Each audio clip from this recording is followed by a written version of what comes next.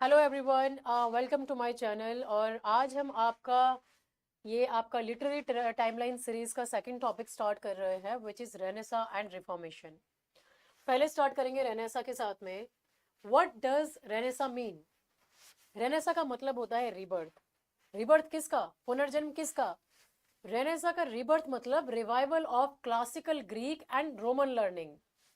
ये आपका ये मतलब है इसका यहाँ पे पुनर्जन्म में। इंसान का पुनर्जन्म नहीं, ये फिलोसॉफी का पुनर्जन्म। तो रेनेसा का लिटरल मतलब ही रीबर्थ है। पुरानी ग्रीक रोमन नॉलेज को वापस जिंदा करना।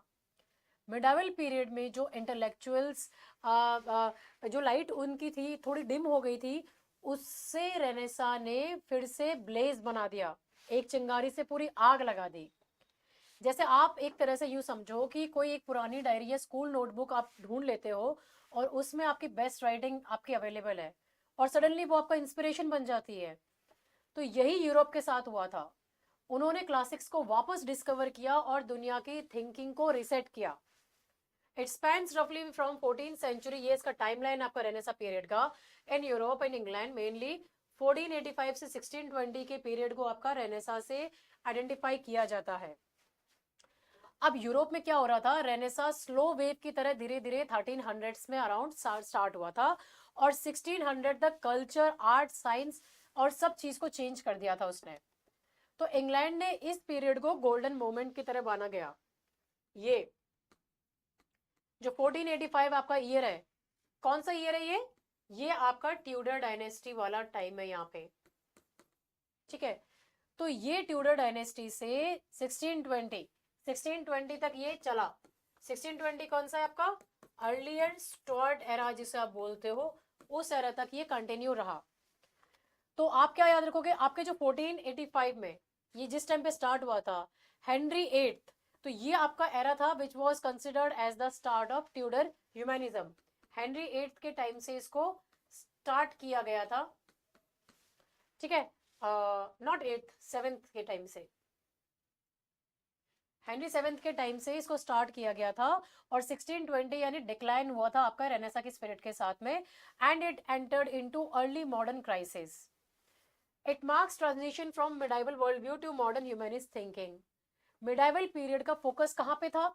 मिडाइवल पीरियड का फोकस था आपके रिलीजन के ऊपर, आफ्टर लाइफ के ऊपर और आपकी अथॉरिटी वगैरह के ऊपर। ठीक है, अब रेनेसा ने कहा कि इंसान की वैल्यू को समझो, अपने माइंड को एक्सप्लोर करो, दुनिया को क्वेश्चन करो, और ऐसे ही मॉडर्न वर्ल्ड की फिर फाउंडेशन बने। तो मिडाइवल एज भगवान सेंट्रिक था और रेनेसा इंसान सेंट्रिक पे चला गया। कैरेक्टर्स का बात करो यहाँ पे, तो रेनेसा के जो लोग थे, they wanted to know, discover और एक्सपेरिमेंट करना चाहते थे। वो कुछ भी अंधविश्वास नहीं करना चाहते थे, ब्लाइंडली एक्सेप्ट नहीं करते थे। इसी एरा में गैलीलियो, कोपरनिकस, लियोनार्डो, शेक्सपियर जैसे आपके नाम उठे। अब गैलीलियो ने क्या आपका यहाँ पे क्या डिस्कवर किया था? गैलीलियो ने टेलीस्कोप उठाया, है ना, और उन्होंने बोला कि अर्थ सेंटर में नहीं है।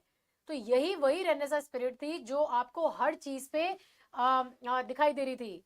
ठीक है, तो आप ये सारी चीजों को यहाँ पे एक्सप्लोर करोगे, क्योंकि ये एक आपका कैसा है, एक कलेक्टिव क्यूरियोसिटी का मोमेंट था आपका यहाँ पे।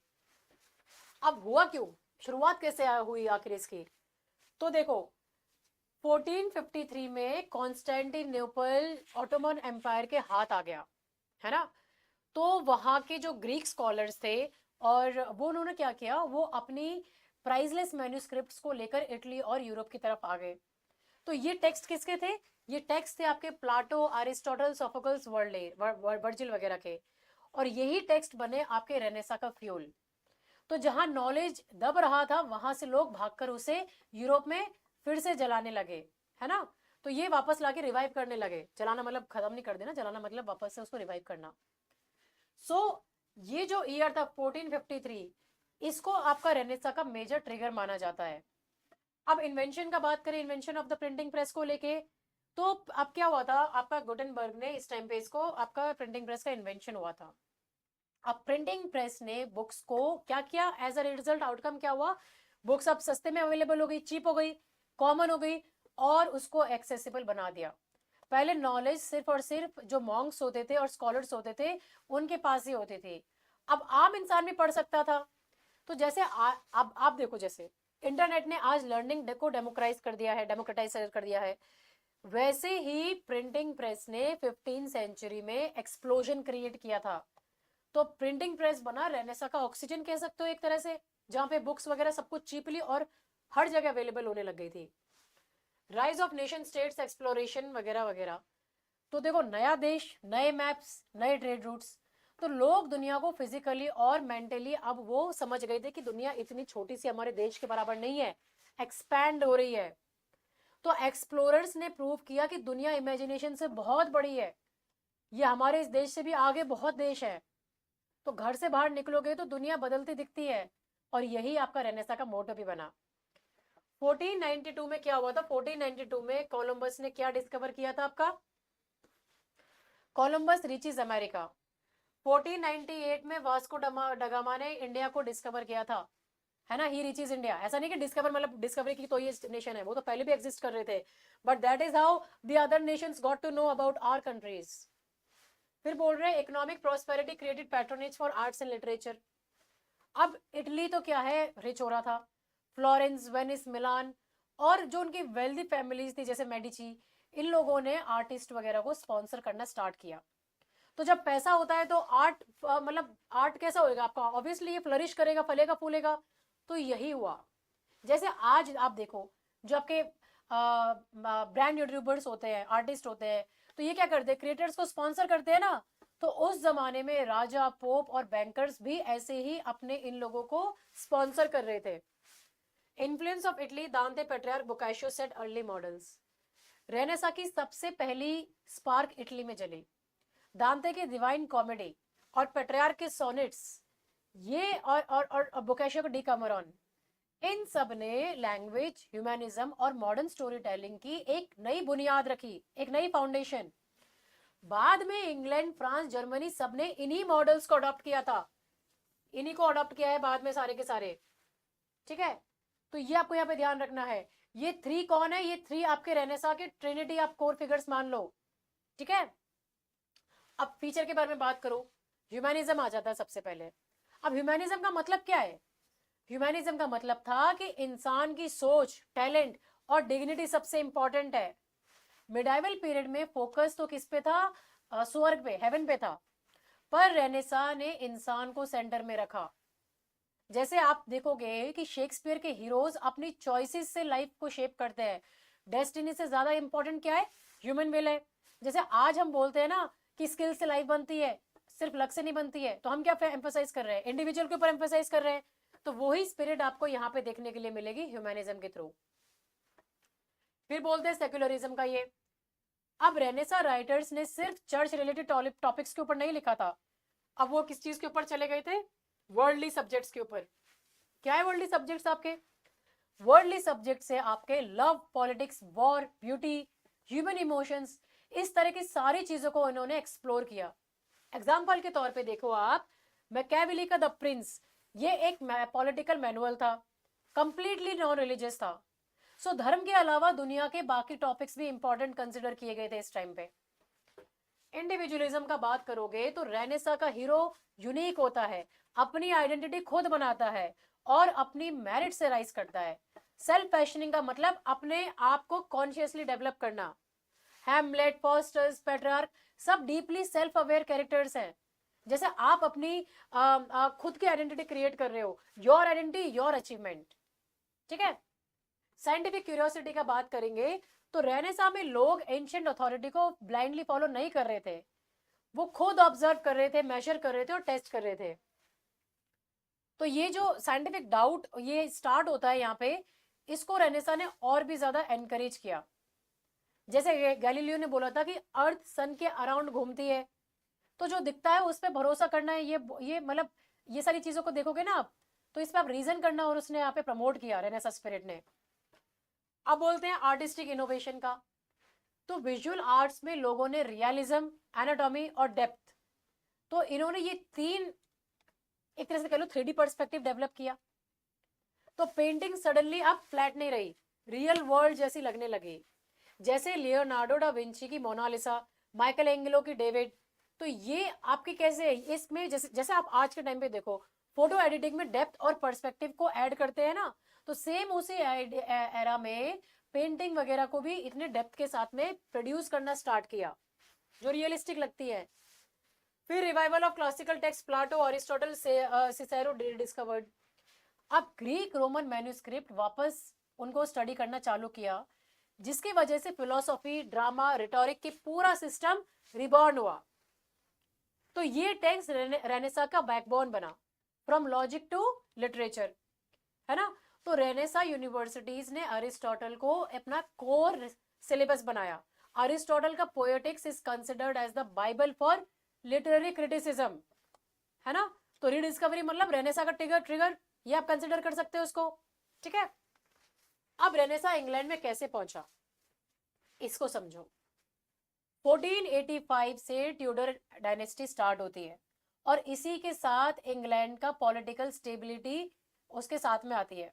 अब स्टेबिलिटी क्या सिंबलाइज करती है? अगर स्टेबिलिटी मिल रही है कहीं पे आपको, तो वो क्या है? परफेक्ट ग्राउंड है, रेनेसा पूरा फ्लरिश कर सकता है। स्पेशली एलिजाबेथ वन के टाइम पे ये फ्लरिश किया। जैसे एलिजाबेथ के एरा में शेक्सपियर, मार्लो, स्पेंसर, ये सब आपके राइटर्स वगैरह आए थे ना, तो इसको कंसिडर किया जाता है प्योर लिटरेरी गोल्डन एज के तरह। अब ये जो आपके ग्रामर स्कूल और यूनिवर्सिटीज वगैरह था, तो स्कूल्स में लैटिन, ग्रीक और रिटोरिक ये स्ट्रांगली इनको पढ़ाने लगे। बच्चे अरिस्टोटल, सिसेरो इन सबको पढ़ने लगे और इससे राइटर्स का वोकैबुलरी, लॉजिक और स्टोरी और भी ज्यादा रिफाइंड हुआ। जैसे अगर आप अपने फंडामेंटल्स को स्ट्रॉन्ग करना चाहते हो, वैसे ही ग्रामर स्कूल्स ने रेनेसा राइटर्स को बहुत ही स्ट्रॉन्ग किया अपने स्ट्रक्चर और इन सब के साथ में। Theatre culture exploded. तो लंदन में द थिएटर, ये वाला, कौन कौन से थिएटर थे? द थिएटर था एक, और ग्लोब हो गया आपका, है ना, और कौन सा है? रोज। ये थिएटर्स के नाम थे ना आपके। तो जैसे ये पब्लिक थिएटर्स खुले इनके जैसे, तो ड्रामा, एंटरटेनमेंट और सोशल कमेंट्री के साथ में आपका सब एक सोर्स बना, जहां पे शेक्सपियर, मार्लो यहीं से राइज किया आपके, है ना। तो ये आपके नेशनल स्टेज तक ड्रामा पहुंचा आपका, यहाँ पे पब्लिक प्ले हाउस ओपन हुए, और ये सारा किसकी देन था? रेनेसा की देन था। रेनेसा का हॉलमार्क कंसिडर किया जाता है। Translation of classic and Bible into English. अब क्लासिकल टेक्स्ट और बाइबल जब लैटिन से इंग्लिश में आई, तो इंग्लिश रिचर, डीपर और मोर फ्लेक्सिबल बन गई। लैंग्वेज को एक मॉडर्न शेप मिल गई थी यहाँ पे। जैसे किसने आपको यहाँ पे ट्रांसलेट किया था? विलियम टिंडेल का जो बाइबल का ट्रांसलेशन था, इन्होंने बाइबल को ट्रांसलेट किया था ना इंग्लिश में। तो ये इनको वहां पे ज्यादा, इनके पास में क्रेडिट ज्यादा है यहाँ पे। तो ये बहुत ह्यूज इन्फ्लुएंस बना था आपके अर्ली मॉडर्न इंग्लिश टोन के ऊपर यहाँ पे। The English language stabilized into early modern English. अब रेनेसा के टाइम पे इंग्लिश ग्रामर, स्पेलिंग्स और सिंटेक्स वगैरह ये सब क्या थोड़े सेटल होने लगे। अब ना तो ये पुरानी इंग्लिश थी और ना ये मिडिल इंग्लिश थी। ये वो लैंग्वेज है जिसमें शेक्सपियर और किंग जेम्स की बाइबल लिखी गई। तो इंग्लिश फाइनली एक डिस्टिंक्ट और पावरफुल लैंग्वेज बनी गई थी आपके रेनेसा के टाइम पे। मेजर राइटर्स कौन थे आपके इंग्लिश में, ये आपके रेनेसा के? तो मेजर राइटर्स में नाम आता है आपका विलियम शेक्सपियर का। शेक्सपियर ने ड्रामा को ह्यूमन साइकोलॉजी का मिरर बना दिया। Love, jealousy, ambition, guilt, regret, इन्होंने इंसान के हर रंग को, हर इमोशन को एक्सप्लोर किया। जैसे हैमलेट में डाउट, ओथेलो में जेलसी, किंग लियर में प्राइड, ये सब यूनिवर्सल इमोशंस ही तो है जो आपको हर जनरेशन में रिलेटेबल लगती है। इनफैक्ट आज भी हम उन कैरेक्टर से रिलेट कर पाते हैं। तो शेक्सपियर ने इंसान को अंदर से पढ़ा था। क्रिस्टोफर मार्लो का बात करें तो मार्लो ने इंग्लिश में ब्लैंक वर्ड्स को सबसे पावरफुल, म्यूजिकल और ड्रामेटिक बनाया। उनसे पहले इंग्लिश ड्रामा इतना पोएटिक नहीं था। उनके हीरोज ओवर रीचर्स होते हैं जो ह्यूमन लिमिट से थोड़ा ज्यादा चाहते हैं। जैसे कि इनका एग्जाम्पल आ जाता है डॉक्टर फॉस्टर्स, जो अपनी सीमित नॉलेज से खुश नहीं था, तो उसने अपना सोल ही डेविल को बेच दिया, है ना, नॉलेज के लिए। तो ये वो लोग हैं जो शॉर्टकट्स को चेस करते हैं सब कुछ पाने के लिए, और डॉक्टर फॉस्टर्स भी उसी ट्रैप में गिर गया, फंस गया। एडमंड स्पेंसर का बात करो यहाँ पे, तो स्पेंसर ने एपिक और एलिगरी को कंबाइन करके अपने वर्क्स वगैरह लिखे। कैरेक्टर्स वर्च्यूज के सिंबल बन जाते हैं, होलीनेस, टेम्परेंस जैसे। Red cross knight holiness symbolize कर रहा है, ऊना ट्रूथ सिंबलाइज कर रही है। तो ये सारे वर्क स्टोरी के अंदर एक हिडन मॉरल लेसन को रिप्रेजेंट कर रहे थे। सर फिलिप सिडनी का बात करें यहाँ पे, तो सर फिलिप सिडनी ने इंग्लिश सोनेट का ट्रेडिशन को बहुत ही लिरिकल डेप्थ दी, और डिफेंस ऑफ पोएट्री में उन्होंने पोएट्री का सबसे स्ट्रॉन्ग इंटेलेक्चुअल डिफेंस लिखा। एरिस्टोफल एंड स्टेला में उन्होंने पर्सनल लव और पेट्रियार्कन स्टाइल को कंबाइन करके ये सोनेट को लिखा। तो ये रेनेसा क्रिटिसिज्म के फादर इनको माना जाता है, ठीक है, सर फिलिप सिडनी को, ठीक है। बेन जॉनसन का बात करें हम यहाँ पे, तो जॉनसन ने रोमन क्लासिकल मॉडल को फॉलो किया था। इन्होंने अपने सटायरिकल कॉमेडीज लिखी, वो अपने स्ट्रक्चर को फॉलो करने के बाद में कैरेक्टर्स एक सिंगल डोमिनेटिंग ह्यूमर से ड्राइव होते हैं। जैसे आप देखोगे बेन जॉनसन का जो वर्क है every man in his humour, उसमें कैरेक्टर्स का बिहेवियर एक साइकोलॉजिकल ट्रेट का एग्जैजरेशन है। हर कैरेक्टर एक हैबिट का एक्सट्रीम वर्जन होता है यहाँ पे।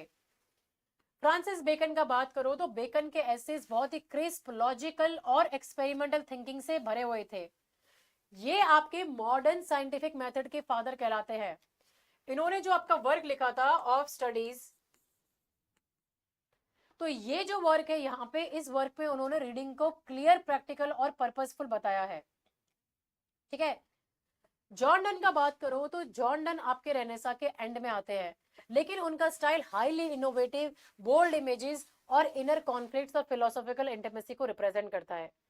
इनका जो फेमस लाइन है बेटर माय हार्ट 3% गॉड, तो ये क्या रिप्रेजेंट कर रहा है? ये एक वॉयलेंट मेटाफर है, एक आपके एक्सप्रेस कर रहा है स्पिरिचुअल स्ट्रगल को। तो दिल और दिमाग दोनों को चैलेंज करना, ये मेटाफिजिकल पोएट्री होती है यहाँ पे। लिटरेरी फॉर्म्स जो इस टाइम पे आपके डेवलप हुए थे रेनेसा के टाइम पे, सबसे पहले आता है आपका ब्लैंक वर्स। ब्लैंक वर्स क्या होता है? ब्लैंक वर्स का मतलब होता है अनराइम्ड इयम्बिक पेंटामीटर। तो रेनेसा ने इसको ड्रामेटिक डायलॉग को स्ट्रॉन्गेस्ट टूल बना दिया। मार्लो का जो माइटी लाइन है, was this the face that launched 1000 ships, जो डॉक्टर फॉस्टर से लिया गया है, ये इसका परफेक्ट एग्जांपल है। यहाँ पे पोएट्री का रिदम प्लस स्पीच का फ्लो, ये आपको ध्यान में रखना है। सोनेट फॉर्म्स वगैरह का बात करोगे तो पेट्रियार्कन सोनेट कहां से आए थे? पेट्रियार्कन सोनेट ये आपके आए थे इटली से, आए थे, पर इंग्लैंड में उन्हें 14 लाइन इंग्लिश स्ट्रक्चर में डेवलप किया गया। और ये आपका कैसे डेवलप हुआ? ए बी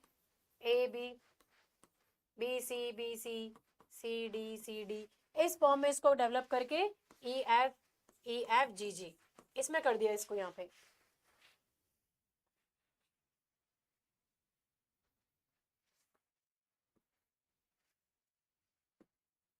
इसमें कर दिया इसको यहाँ पे। ये आपका इंग्लिश शेक्सपियरियन सोनेट का फॉर्म है ना। तो ये क्लियर स्ट्रक्चर और इमोशनल क्लैरिटी को यहाँ पे रिप्रेजेंट कर रहा है यहाँ पे आपका, ठीक है। पेस्टल पोएट्री का बात करो तो ये रिवाइव कर दी गई थी। अब शेफर्ड्स, रूरल सिंप्लिसिटी, इनोसेंस, ये सारे के सारे पेस्टल का एक एस्केप बन गए थे, सिंबल्स बन गए थे।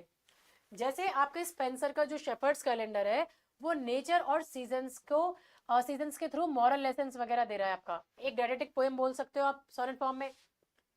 प्रोज एसेज का बात करो यहाँ पे, सॉरी एपिक एंड एलिगरी का बात करो आप यहाँ पे, तो स्पेंसर ने एपिक स्केल को एलिगोरिकल डेप्थ के साथ में मिक्स किया था। क्वीन, नाइट, मॉन्स्टर, सब वर्च्यूज के सिंबॉलिक मैप को यहाँ पे बना दिया गया था एक तरीके से, है ना। तो आप क्या बोल सकते हो कि स्पेंसर की फेरी क्वीन क्या है? हाफ एपिक और हाफ मॉरल मिरर हो गया है। प्रोज एसेज में बात करें बैकन की, तो बैकन ने इंग्लिश प्रोज को एक बहुत ही शानदार साइंटिफिक क्लैरिटी दी थी। इनके एसेज शॉर्ट होते थे, शार्प होते थे और रिजल्ट ओरिएंटेड राइटिंग होती थी। जैसे इन्होंने लिखा था अपने एसेज में, reading make it a man full. तो ये सीधी पॉइंट पर बात करते हैं यहाँ पे आपका। Public theatre as a major cultural space के बारे में बात करें तो रेनेसा में थिएटर पब्लिक एंटरटेनमेंट और आर्टिस्टिक एक्सपेरिमेंट दोनों बन गए थे। हजारों लोग एक साथ प्लेस देखने के लिए आते थे। जैसे द ग्लोब थिएटर जो शेक्सपियर का होम ग्राउंड माना जाता है ना, वो सारी चीजों को देखते थे। थीम्स बात करो आपके रेनेसा लिटरेचर में, तो सबसे मेजर इंपॉर्टेंट थीम देखने को मिलेगी, वो है आपका ह्यूमन डिग्निटी और पोटेंशियल।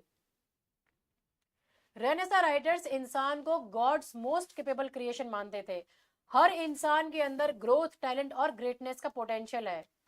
जैसे कि शेक्सपियर के हीरोज में हैमलेट, रोजालिंड कॉन्स्टेंटली एक्सप्लोर करते हैं what it means to be a human.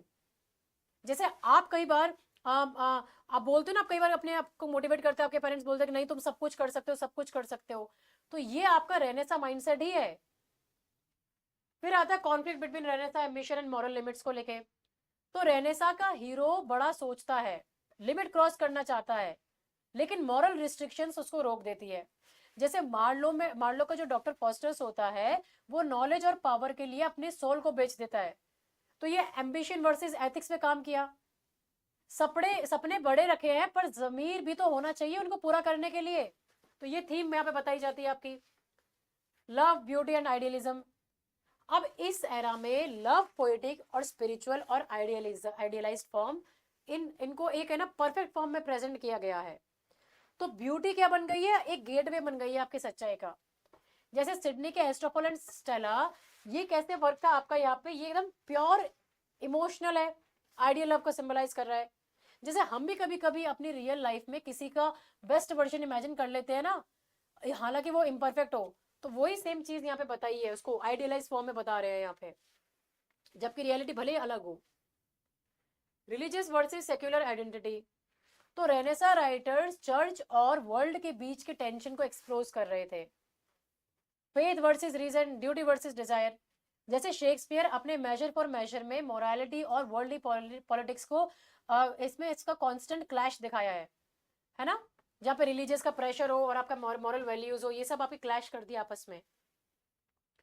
Exploration of the self.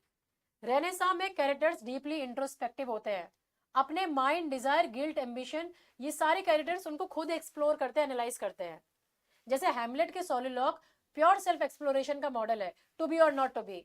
जैसे हम रात को हमारे जब सोने से पहले हम खुद को सोचते रहते हैं कि अरे यार हम क्या कर रहे हैं लाइफ में, क्या नहीं कर रहे हैं करके, तो हम भी एनालाइज कर रहे हैं यहाँ पे, सेल्फ एक्सप्लोर कर रहे हैं। Political power, kingship, nationhood. New nation states जब राइज हो रहे थे, तो राइटर्स इस बात को स्टडी कर रहे थे कि अच्छा रूलर कौन होता है, पावर का मिसयूज क्या होता है। शेक्सपियर के हेनरी फोर्ड जब उन्होंने लिखा था और मैकबेथ लिखा था, तो वहां पे उन्होंने किंगशिप के आइडियल्स और डेंजरस दोनों को अपने वर्क्स में शो किया था, ये सारी चीजों को यहाँ पे, कि सही लीडर वो है जो पावर को रिस्पॉन्सिबिलिटी, जिम्मेदारी की तरह समझे। अब आ जाता है आपका रिफॉर्मेशन। ये तो था आपका रिफॉर्मेशन, सॉरी रेनेसा। अब आता है आपका रिफॉर्मेशन। अब रिफॉर्मेशन क्या है?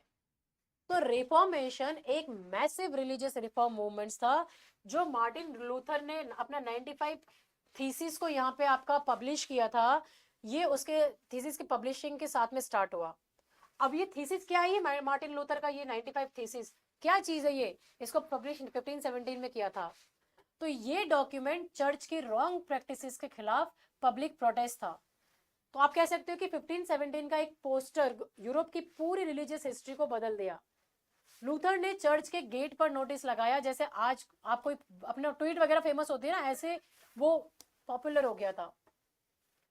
तो इसकी वजह से challenge corruption in the Catholic church.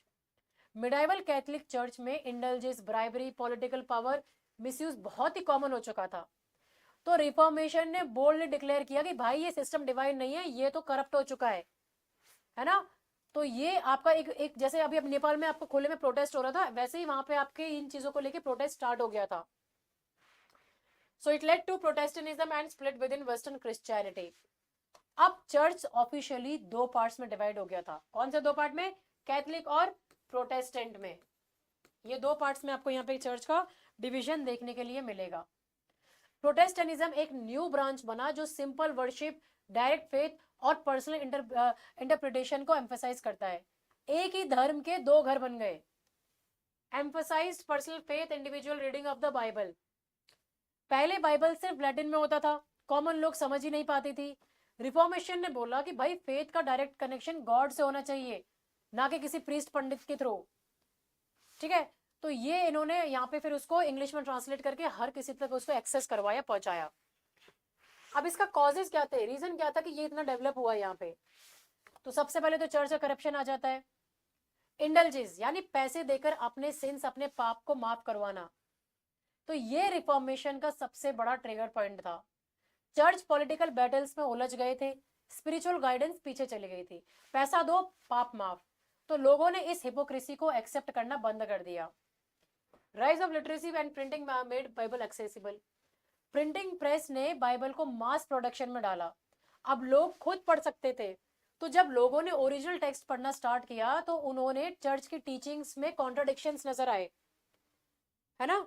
आप एक तरह से देखो कि भाई जैसे आज एक व्हाट्सएप फॉरवर्ड करके जो कोई ब्लाइंडली एक्सेप्ट नहीं करते ना, आप अभी कहीं ना कहीं जाके वेरीफाई करते हो, तो ऐसे लोग बाग भी ब्लाइंडली फॉलो नहीं कर रहे थे चर्च की टीचिंग्स को, वो भी उसको वेरीफाई कर रहे थे कि बाइबल में ये है कि नहीं है।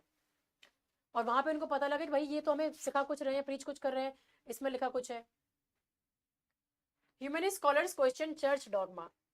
अब रेनेसा ह्यूमैनिस्ट, कौन थे ह्यूमैनिस्ट? रेनेसा ह्यूमैनिस्ट, आप इरास्मस का नाम ले सकते हो यहाँ पे, और कौन थे आपके? कॉलेट का नाम ले सकते हो यहाँ पे। तो इन्होंने रीजन बेस्ड एनालिसिस स्टार्ट किया। उन्होंने फेथ को क्वेश्चन नहीं किया, लेकिन करप्ट स्ट्रक्चर को चैलेंज किया। तो धर्म नहीं, धर्म की गलत पॉलिटिक्स को अपोज कर रहे थे ये लोग। इरास्मस ने बाइबल को क्लीन करेक्टेड वर्जन पब्लिश किया था। Monk Martin Luther's protest spread quickly across Europe. Luther एक सिंपल मॉन्क थे, बट प्रिंटिंग प्रेस ने उनके आइडियाज को वायरल कर दिया। एक पोस्टर से पूरा कॉन्टिनेंट मूव हो गया। जैसे कि कोई अपनी ओवरनाइट रील फेमस हो जाती है ना, ऐसे ही लूथर का मैसेज ओवरनाइट स्प्रेड कर गया, फेमस हो गया यहाँ पे। तो की फिगर्स कौन है आपके रिफॉर्मेशन के? सबसे पहले मार्टिन लूथर आ जाते हैं यहाँ पे। तो लूथर ने चर्च के करप्शन को चैलेंज करके लूथरनिज्म की फाउंडेशन रखी। उन्होंने फेथ को डायरेक्ट कनेक्शन विद गॉड बनाया।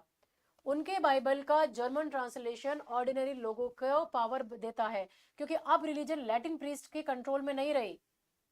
ठीक है, जैसे अपनी एजुकेशन आज हिंदी वर्नैकुलर में आए हो तो कॉमन लोग भी एम्पावर्ड फील करती है, वैसे ही लूथर ने यही इफेक्ट रिलीजन में क्रिएट किया था। जॉन कार्विन का बात करें हम यहाँ पे, तो कार्विन स्ट्रिक्ट प्रोटेस्टेंट थियोलॉजी पे, किस पे? प्रोटेस्टेंट थियोलॉजी के ऊपर ये थियोलॉजी डेवलप की थी इन्होंने, बिलीव करते थे। तो इसमें प्री डेस्टिनेशन सेंट्रल था, मतलब God already knows who is saved. तो काल्विनिज्म के डिसिप्लिन जो हार्ड वर्क और मॉरल प्योरिटी पे फोकस करता है। तो जो प्योरिटेंस थे ना, प्योरिटेंस इनको बोले जाते हैं, ये प्रोटेस्टेंट्स वालों को प्योरिटेंस इन्हें बोले जाते हैं। तो ये प्योरिटेंस लेटर अमेरिका गए और उन्होंने अपना कल्चर वहां पे एस्टैब्लिश किया। हेनरी एट आते हैं आपके। हेनरी एट ने रोम से ब्रेक करके चर्च ऑफ इंग्लैंड बनाया, नॉट फॉर डॉक्ट्राइनल रीजंस, लेकिन पर्सनल और पॉलिटिकल रीजंस की वजह से। तो क्या हुआ था आपका, देखो जैसे शादी का इशू आया तो पूरा का पूरा रिलीजियस स्ट्रक्चर को चेंज कर दिया। तो उनके डिसीजन ने इंग्लैंड को परमानेंटली प्रोटेस्टेंट पाथ पर डाल दिया यहाँ पे। ठीक है, नेक्स्ट आओ, इंग्लिश रिफॉर्मेशन। तो इंग्लैंड का रिफॉर्मेशन डायरेक्टली एक पॉलिटिकल ब्लास्ट से स्टार्ट होता है। हेनरी एट ने क्या किया था आपके? हेनरी एट ने उस टाइम पे, हेनरी एट ने आपका ही wanted to break from Rome. तो 1534 में आपका क्या आया था? आपका आया था एक एक्ट ऑफ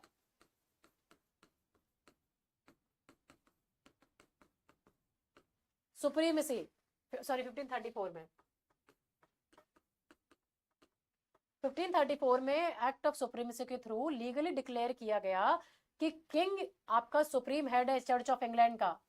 तो ये जो आपका एक ओवरनाइट शिफ्ट था, जहां पे पोप नहीं था वहां पे अथॉरिटी से, सेंचुरी से पोप को सुप्रीम अथॉरिटी माना गया था। अब सडनली इंग्लैंड ने अपने अलग रिलीजियस आइडेंटिटी बना ली कि अब राजा है यहाँ का सुप्रीम अथॉरिटी। तो अब हो क्या रहा था उस टाइम पे? यूरोप ऑलरेडी रिफॉर्मेशन फायर में जल रहा था, है ना, मार्टिन लूथर से और कार्विन की इनके थियोलॉजी के ऊपर। अब उस पर इंग्लैंड का रिफॉर्मेशन फेथ का नहीं बल्कि पावर का इशू बन गया था। तो एक सिग्नेचर ने पूरे के पूरे रिलीजन की दिशा बदल के रख दी यहाँ पे। फिर पॉलिटिकल नॉट प्योरली रिलीजियस के बारे में बताया। अब हुआ क्या था? हेनरी एट की शादी कैथरीन ऑफ एरागन से पॉलिटिकल अलायंस थी, पर उनका कोई मेल हायर नहीं हुआ। तो हेनरी डिवोर्स चाहते थे, पर कैथलिक चर्च ने उनको मना कर दिया कि हम तुम्हें डिवोर्स नहीं लेने देंगे। तो रोम जानता था कि अगर एक किंग को डिवोर्स अलाउ कर दिया तो पूरे यूरोप में केओस हो जाएगा। तो हेनरी एट ने लिटरल शॉर्टकट को चूज किया। उसने बोला कि अगर पोप मुझे डिवोर्स अलाउ नहीं करेगा तो मैं पोप को ही हटा देता हूं अपनी कंट्री से। यानी रिलीजन नहीं, डायनेस्टी स्टेक पर थी यहाँ पे, कि अगर मेल हायर नहीं मिला तो उनकी तो पूरी की पूरी वही चली जाएगी, है ना। तो इसीलिए उन्होंने उसको ओवरनाइट चेंज कर दिया। तो जब रूल्स तुम्हारे फेवर में नहीं हो तो सिस्टम ही रीराइट कर दो, और इसी फिलोसॉफी के ऊपर उन्होंने एक्ट आउट किया यहाँ पे। ठीक है, फिर था later reforms under Edward six and reversal under Mary one. अब हेनरी के बाद सीन और कॉम्प्लेक्स हो गया। एडवर्ड सिक्स जो थे यहाँ पे, ये क्या थे, ये प्रोटेस्टेंट थे। एडवर्ड सिक्स प्रोटेस्टेंट बॉय थे ये ना, है ना, बॉय किंग मान लो, छोटे सी उम्र में राजा बना दिया था, बट ही वॉज प्रोटेस्टेंट। तो स्ट्रॉन्ग प्रोटेस्टेंट रिफॉर्म्स आए, इंग्लिश सर्विसेज, इंग्लिश बाइबल और इनकी जो बुक ऑफ कॉमन प्रेयर थी सब इंट्रोड्यूस की गई। तो कैथोलिक इमेज और रिचुअल्स वगैरह थे ना, इनको हटा दिया गया, रिमूव कर दिया गया। तो एडवर्ड के एडवाइजर्स भी प्रोटेस्टेंट थे। तो इंग्लैंड अब पूरा फुल ऑन प्रोटेस्टेंट मोड में आ गया। अब मैरी वन जो थी यहाँ पे, है ना, ये मैरी वन जो थी यहाँ पे, ये हेनरी एट की कैथोलिक डॉटर थी। वो तो आपके एडवर्ड सिक्स आपके प्रोटेस्टेंट थे और ये हेनरी एट की आपकी कैथोलिक डॉटर थी। तो मैरी ने डिसाइड किया कि नो प्रोटेस्टेंटिज्म। तो उन्होंने वापस से रिस्टोर किया कैथोलिक चर्च को और प्रोटेस्टेंट लीडर्स को पनिश किया। इसीलिए उनका टाइटल आया ब्लडी मैरी, इसीलिए इनको बोला जाता है ब्लडी मैरी के नाम पे। तो ये पुश पुल, बार बार कभी प्रोटेस्टेंट कभी कैथोलिक कभी प्रोटेस्टेंट, इसकी वजह से इंग्लिश रिफॉर्मेशन का जिगजैग पैटर्न बन जाता है। यहाँ पे एक रूलर आया तो दूसरा यहाँ पे चला गया, दूसरा आया तो तीसरा आ गया, है ना। तो कभी कोई प्रोटेस्टेंट बन रहा है, कोई कैथोलिक बन रहा है यहाँ पे। तो इसकी वजह से ये रिफॉर्मेशन आया यहाँ पे। फिर stabilized under Elizabeth one Protestant nation with moderate reforms. अब एलिजाबेथ वन का टाइम आया। एलिजाबेथ वन ने दोनों एक्सट्रीम्स को कंट्रोल किया। अब उन्होंने क्या किया, यहाँ पे आपका प्यूरिटन्स को एक्सट्रीम इन्फ्लुएंस नहीं दिया, उन्होंने वाया मीडिया यानी मिडल वे, है ना, वाया मीडिया मतलब मध्य पाथ चूज करके अपनी मिडल पाथ वाली पॉलिसी को अडॉप्ट किया और रिलीजियस पीस और नेशनल यूनिटी उन्होंने बनाई। और ये जो उनका मॉडरेट प्रोटेस्टेंटिज्म था, ये बाद में आपका एलिजाबेथन का गोल्डन एज का फाउंडेशन बन गया। ना ज्यादा ना कम, परफेक्ट बैलेंस में इन्होंने अपने कंट्री को फ्लरिश किया। और शेक्सपियर का थिएटर भी आपको तभी फ्लरिश करता है क्योंकि सोसाइटी स्टेबल थी। Led to translation of the Bible into English. King James का बाइबल का ट्रांसलेशन आया था आपका 1611 में यहाँ पे। तो रिफॉर्मेशन का सबसे लॉन्ग टर्म इम्पैक्ट यही था कि बाइबल को इंग्लिश में दिया गया, सबके लिए एक्सेसिबल। किंग जेम्स का बाइबल ट्रांसलेट होकर 1611 में पब्लिश किया गया। इंग्लिश लैंग्वेज का बैकबोन बन गया ये बाइबल का ट्रांसलेशन। इसका रिदम, वोकैबुलरी, मेटाफर्स बाद में इन्होंने अपने लिटरेचर को शेप किया है ना। आपके जैसे आपके जो फ्रेजेस है, let there be light, the salt of the earth, ये सारे फ्रेजेस यहाँ पे आपको इंग्लिश में यहाँ से मिलेंगे, आपके बाइबल से उठा के दिए गए हैं। अब इम्पैक्ट क्या रहा आपका आखिर ये रिफॉर्मेशन का इंग्लिश के ऊपर यहाँ पे, ठीक है। तो अब आप देखो यहाँ पे किंग जेम्स का बाइबल का जो टोन था वो पोएटिक था, बैलेंस सेंटेंसेस थे और स्ट्रॉन्ग इमेजरी पूरे इंग्लिश प्रोज को पोएट्री का नेचुरल मॉडल बन गई। राइटर्स जैसे कि आपके मिल्टन, जॉन डन और जॉन बोनियन थे, उन्होंने बाइबलिकल रिदम को कॉपी किया और अपने मॉरल वेट और सिंबॉलिक वोकैबुलरी में अडॉप्ट किया। यहाँ पे rise of directive moral and Protestant writings. Reformation के बाद लिटरेचर का टोन सडनली मॉरल हो गया। राइटर्स लोगों को right conduct, inner discipline, personal faith की तरफ गाइड करने लग गए। जैसे जॉन बोनियन का जो उनका वर्क है पिलग्रिम्स प्रोसेस, उसका एग्जांपल आप यहाँ पे दे सकते हो, ठीक है। तो ये एक मन की स्पिरिचुअल जर्नी है, एक सिन वर्सेस साल्वेशन का सिंबल है यहाँ पे, ठीक है। Encourage introspection, personal religious experience. तो फेथ अब प्रीस्ट के थ्रू नहीं, सीधा गॉड से आ रहा था। तो राइटर्स ने अपने अंदर का गिल्ट, फियर, डाउट, फेथ सब कुछ उन्होंने अपना लिखना स्टार्ट कर दिया। जैसे कि जॉन डन ने अपने होली सोनेट्स लिखे थे, जहां पे वो अपना जो फियर है उनका, fear of death, search for grace, inner conflict, इन सबको रिप्रेजेंट किया। तो रिफॉर्मेशन ने लोगों को अपने अंदर झांकना सिखाया। जैसे कोई लाइफ में बिग इवेंट हो और आपको फोर्स करता है कि मैं क्या कर रही हूँ, सोचो उस पर, तो वही सेम फिलोसॉफी, सेम सोचने की शक्ति यहाँ पे इन्होंने डेवलप करी थी। Puritan influence shape prose and early American literature. Puritan strict discipline और प्लेन लैंग्वेज और पंचुअलिटी वगैरह पे वैल्यू करते थे। ये उनकी राइटिंग्स में रिफ्लेक्ट होती है।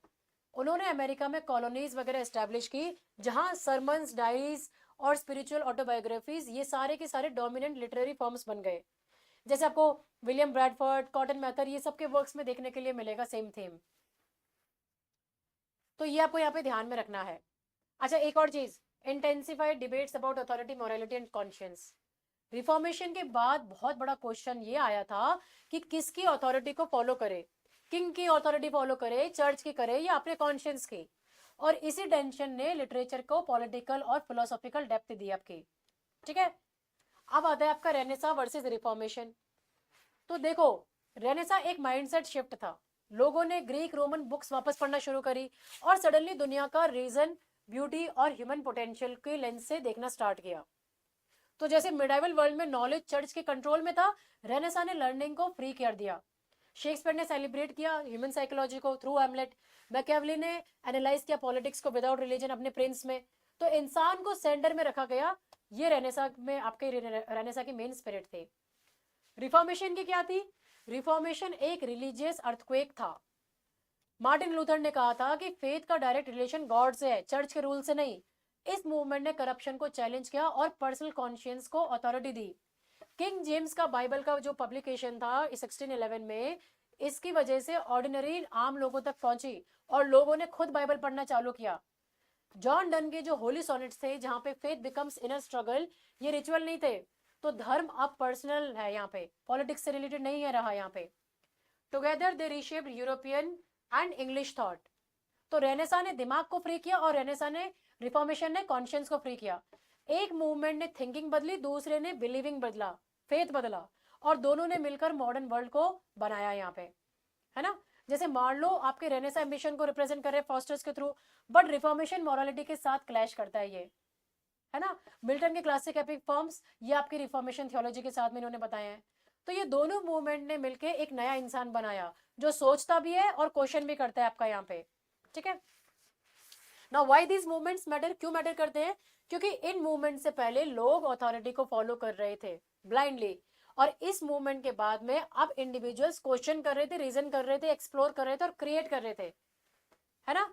जैसे आज की जनरेशन गूगल रिसर्च और अपना क्वेश्चनिंग माइंडसेट रखती है, ऐसे ही रेनेसा रिफॉर्मेशन ने एक नई हैबिट क्रिएट की थी। ये रेनेसा ने आपके science, anatomy, astronomy, realism, perspective को, इन सबको एक रेवोल्यूशन में बदल दिया था यहाँ पे। जैसे आपके सॉरी जैसे आपके गैलीलियो ने चैलेंज किया था अर्थ की सेंट्रलिटी को, लियोनार्डो ने मर्ज किया था आर्ट और साइंस को, और शेक्सपियर एक्सप्लोर करे थे ह्यूमन कॉम्प्लेक्सिटी को लेके यहाँ पे। Shaped English drama, poetry and prose for centuries. Shakespeare का ड्रामा रेनेसा की ह्यूमनिज्म और रिफॉर्मेशन के मॉरल क्वेश्चंस को रिप्रेजेंट कर रहा है। स्पेंसर का एपिक स्टाइल क्लासिकल स्टाइल और प्रोटेस्टेंट वैल्यूज को रिप्रेजेंट करता है। तो इंग्लिश लिटरेचर का डीएनए इन दोनों मूवमेंट से बना है यहाँ पे, रेनेसा और रिफॉर्मेशन, इसीलिए दोनों को हम यहाँ पे साथ में पढ़ रहे हैं। Their conflicts define Shakespeare, Marlowe, Spenser and Milton. Great writers Renaissance की ड्रीम को चेस करते हैं, बट रिफॉर्मेशन गिल्ट लिमिट्स उन्हें रोक लेता है यहाँ पे। तो ये कॉन्फ्लिक्ट आपको दिखाई देगा। हर ग्रेट राइटर के दिल में दो दुनिया लड़ती थी, रेनेसा का एम्बिशन और रिफॉर्मेशन का धर्म।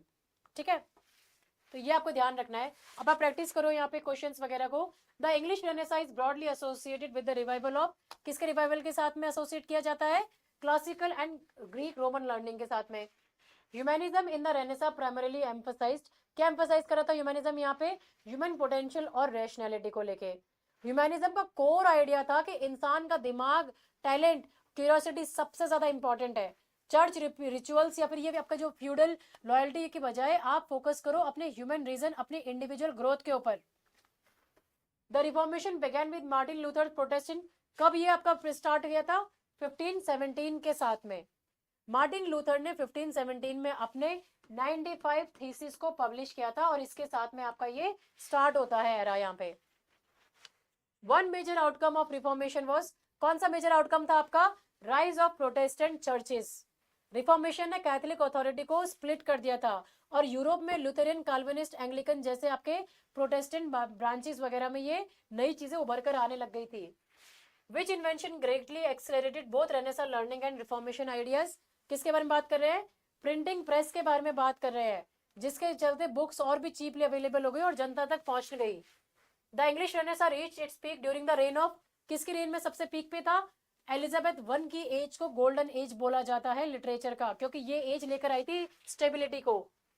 विच writer embodies Renaissance ideals of individualism and the tragic hero, किसकी बात कर रहे हैं? We are talking about Christopher Marlowe की बात कर रहे हैं. मार्लो के कैरेक्टर्स ओवर रिचर्स होते थे यहाँ पे, जरूरत से ज्यादा चाहिए था इनको हर चीज में. The counter reformation was led by, कौन लेकर आया था काउंटर रिफॉर्मेशन यहाँ पे? It was led by the Catholic church. Protestantism के रिस्पॉन्स में कैथलिक चर्च ने काउंसिल ऑफ ट्रेंट और जेसुइट मूवमेंट स्टार्ट किया था. ये होल रिएक्शन काउंटर रिफॉर्मेशन कहलाता है आपका यहाँ पे. A new birth of reason and curiosity best describes, क्या डिस्क्राइब करती है ये?